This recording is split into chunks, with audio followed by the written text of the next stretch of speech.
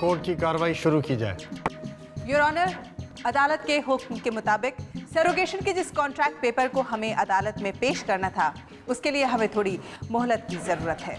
लेकिन एक बात तो अदालत के सामने पूरी तरह से जाहिर हो चुकी है कि ममता ने कृष को जन्म किस आधार पर दिया और कृष के साथ उसका क्या संबंध है। इस बात को मद्देनजर रखते हुए मैं अदालत से दरख्वास्त करूंगी कि वो ममता के कृष पर मां के दावे के हक को खारिज करें। I object, Your Honor। जब तक कॉन्ट्रैक्ट के पेपर्स अदालत में पेश नहीं किए जाते, तब तक ममता के दावों को खारिज नहीं किया जा सकता। Objection sustained. Thank you, your honour. जब तक सरोगेसी के कॉन्ट्रैक्ट पेपर्स अदालत के सामने पेश नहीं किए जाते, इस केस पर सुनवाई नहीं होगी। योर ऑनर, फिर तो ये एक माँ की ममता और एक बच्चे के अधिकार के साथ अन्याय होगा।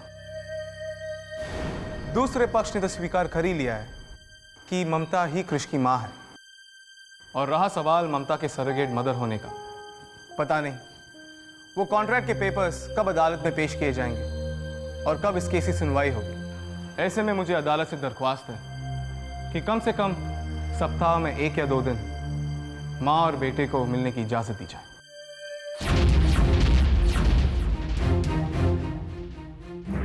इस केस की सुनवाई में हो रही देरी को देखते हुए अदालत ये हुक्म देती है कि मिस्टर अक्षय श्रीवास्तव ममता को अपने बेटे कृष से हफ्ते में 1 दिन मिलने का मौका दें।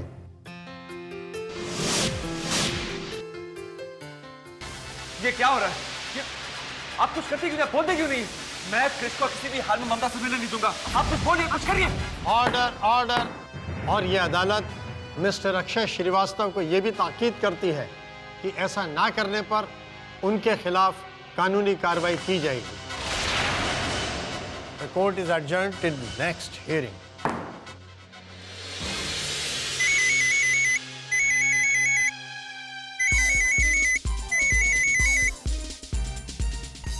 हेलो, अक्षय बेटा जल्दी से घर आ जा। अब कृष का कोई पता नहीं चल रहा है। कृष का पता नहीं चला?